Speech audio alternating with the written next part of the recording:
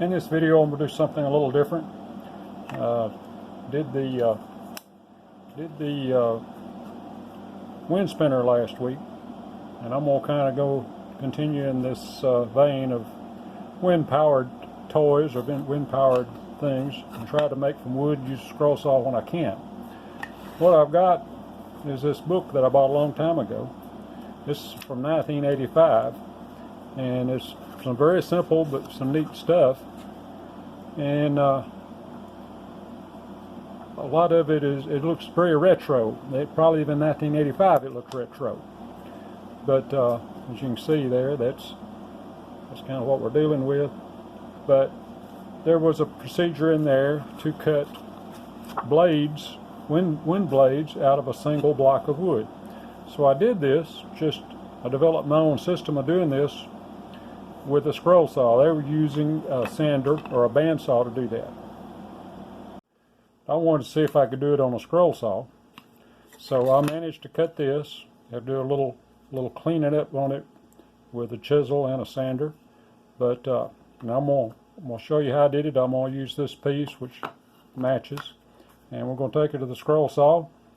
And but first I'm gonna show you what I did. I marked each end. This is reclaimed wood, as you can tell. I marked each end exactly like they said to in the book. And what they did then, they would sand that down to about a 1/8 from each side, or possibly use a bandsaw on it. So I'm going to try to use a scroll saw. I was able to do it on this one, but I'll show you the tricks I had to use to get it the way I wanted to. So anyway, I've got that marked, and I'm going to add one more mark on it, something to kind of give me a guide here. First of all, I don't want to cut any deeper than that. These don't have to be exact. I just want a general idea, because I'm going to put these together like that. So I'll leave myself some meat there. I'll put that in the wrong place. Hang on. Put it right here. This is just a general guideline. That's not anything intended to be exact. And I'm going to mark me a line across the top of that. That's a 1/8 piece of scrap Baltic birch. It's just kind of give myself a little guidance when I'm cutting. And let's mark this side, something like that. Just give an idea how far to go. And you always clean it up with a chisel or a sander if you need to go further. But that's the one side. We'll do both. I'll do both sides, but I'll just show you how I cut this one side because they're both identical. But let's take it to the scroll saw, and I'll show you how I did that.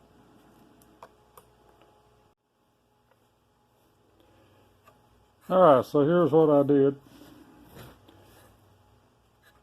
I try to set the table to match that angle on that line right there.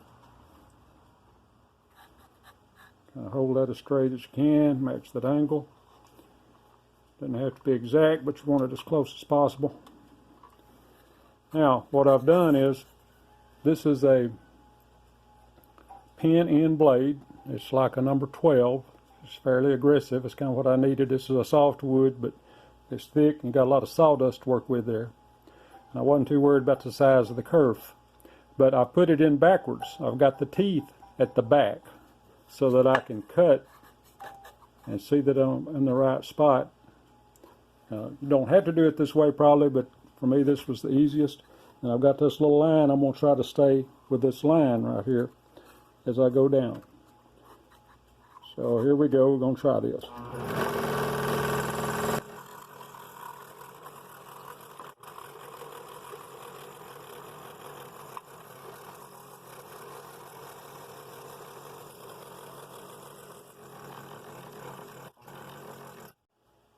Now what I'm going to do is I'm going to cut right across here to join these two cuts, join the cut top to bottom.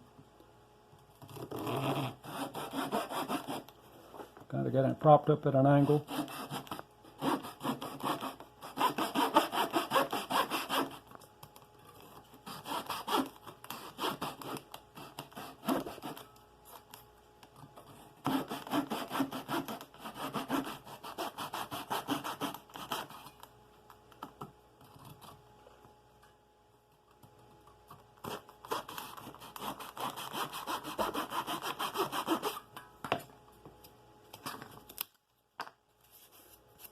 That's one side. You can see got a little bit right here. That can be sanded. I'll probably clean that with a chisel a little bit. First, let me cut this other side. The blade wants to wander on the bottom.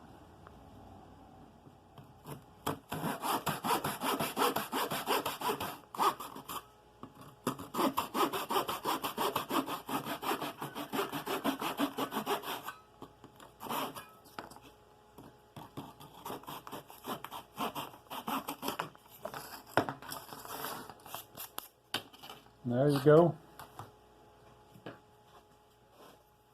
There's the rough cut, and I just kind of clean it up a little bit. That's a soft wood, so it's easy.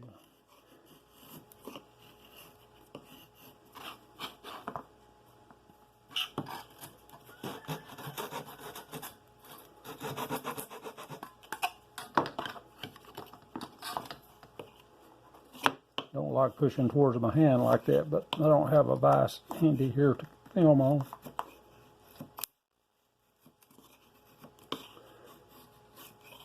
And I just sharpened that chisel, so it's pretty sharp.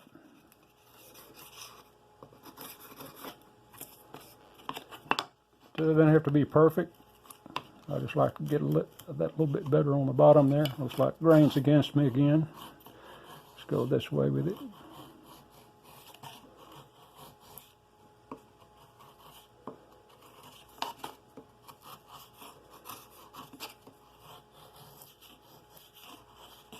Yeah, this isn't intended to be perfect. It's kind of crude, but that kind of, to me, helps with the retro look that I kind of like on these toys that's in this book. Main thing is, will it work?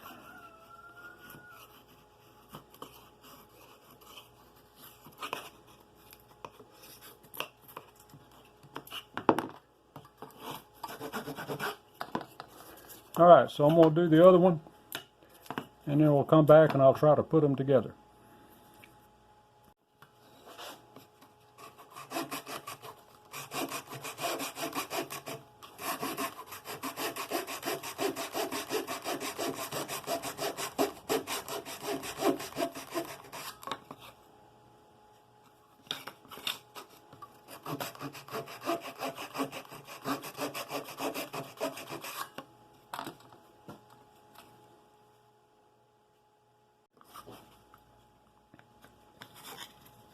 So that did make a little propeller.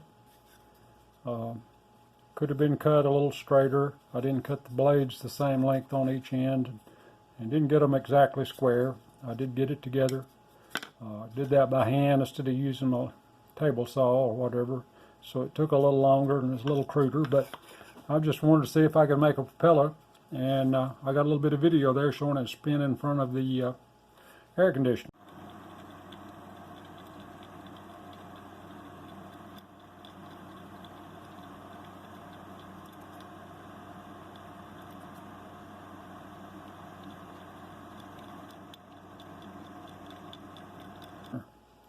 I don't have enough steady wind outside the last several days, and my spinners are hardly working outside right now.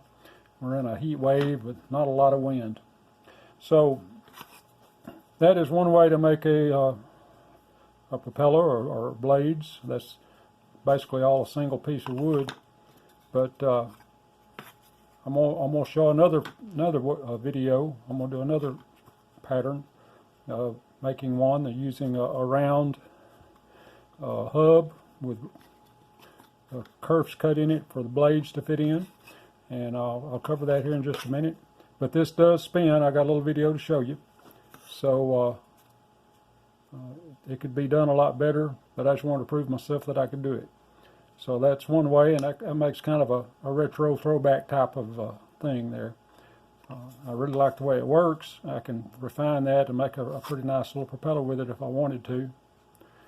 But let me get on the stuff together, and I'll show you how I'm gonna make the other propeller.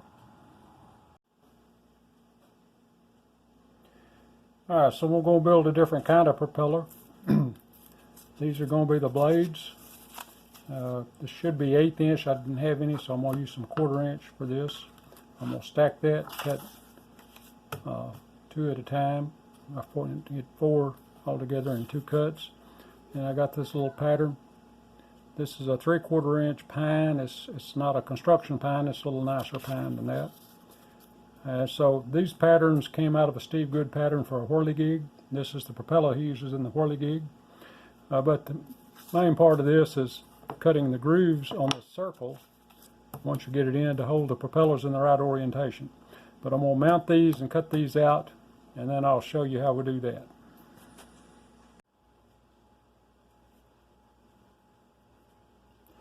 I got a number 5 blade.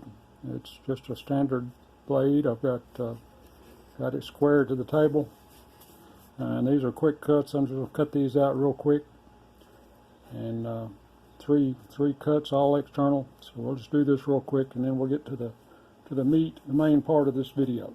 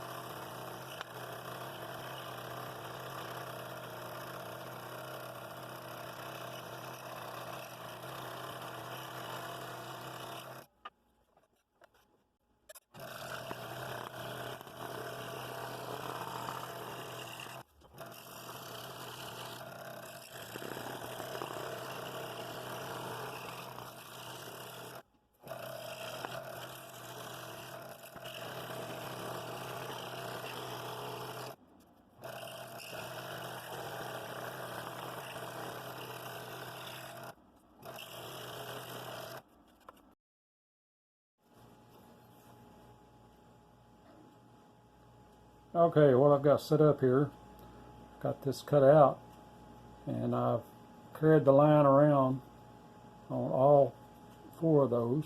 That was already on the pattern.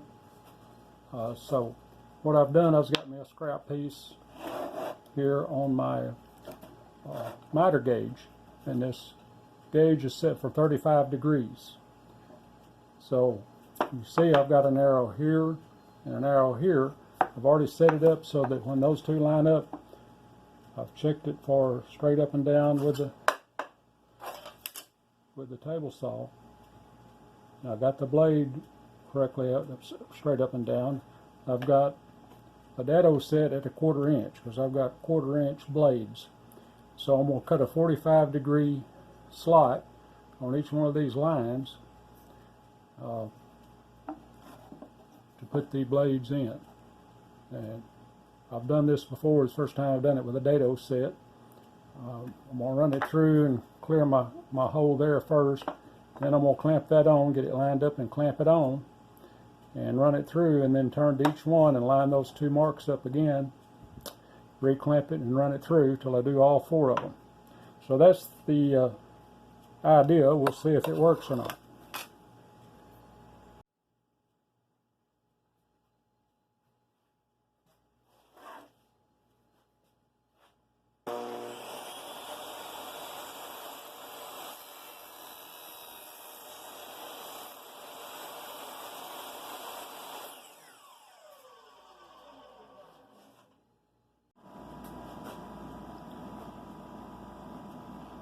So I've got it lined up. I've got the blade height set at 3/4 of an inch. Got the first cut mark lined up, and I'm going to run through there and see how that works. And then we'll spin it around and reclamp it, line it up and reclamp it, and then cut the next one, then the next one, and then the next one.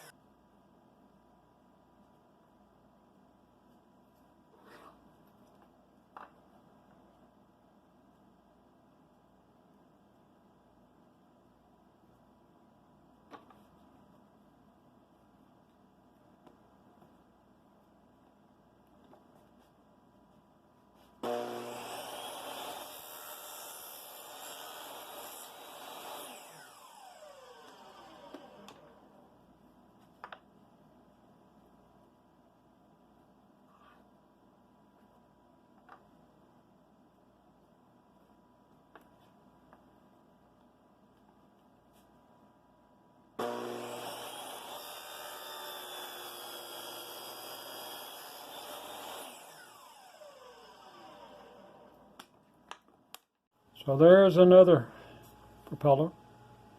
I haven't glued these in or yet or made them solid. This will be in a future project. I'm planning on a project next week. I'll probably use this propeller on. So I'm going to have to drill a hole, whatever I need to mount it. And I'm not going to put the blades on to do that. But there it is. That worked pretty well. I'm pleased with it at this point. Rather would have had 1/8 inch for this, but we're going to go with this because it's what I've got right now. So hopefully you like this wind spinner and wind toy idea. I'm going to do some more of that because it's summertime and I can get outside with stuff a lot. So if you enjoy this, well, hit the subscribe and the like button because I'm going to do some more of it hopefully. Thanks for watching, and I'll see you in the next video.